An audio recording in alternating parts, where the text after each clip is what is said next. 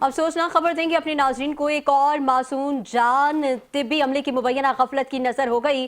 खानेवाल में डॉक्टर्स की मुबैना गफलत 4 साला मासूम बच्चे की जान ले गई। वालिदैन ने इल्जाम लगाया है कि नन्ना मरीज तड़पता रहा। डॉक्टर्स और पैरामेडिकल स्टाफ मुबैना तौर पर मोबाइल फोन में मसरूफ रहे।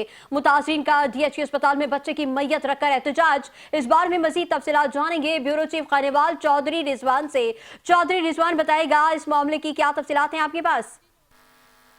जी देखें, जिले की सबसे बड़ी इलाजगाह DHQ अस्पताल में 3 साला बच्चा जिसका नाम मेलाद रजा की मौत वाकई हुई। नन्हे बच्चे के वालिदैन के मुताबिक बच्चे की हालत तशवीशनाक थी, लेकिन जब डॉक्टर और नर्सेज को मरीज देखने का कहा गया तो वो चेक करने तक ना आए। मजीद ये कि अद्वियात और मुतअद्दिद टेस्ट भी प्राइवेट तौर पर बाहर से करवाए गए।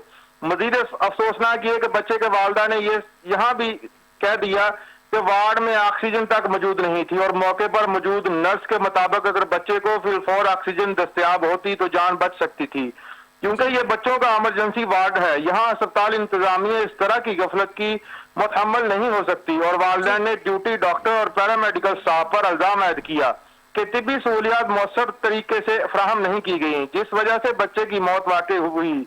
और बाद अज़ां मौत के बाद खून की कमी का कहा गया कि खून कम था, हालांकि खून अरेंज करने का भी नहीं कहा गया। ताहम दूसरी जानब डिप्टी कमिश्नर ने तो नोटिस ले लिया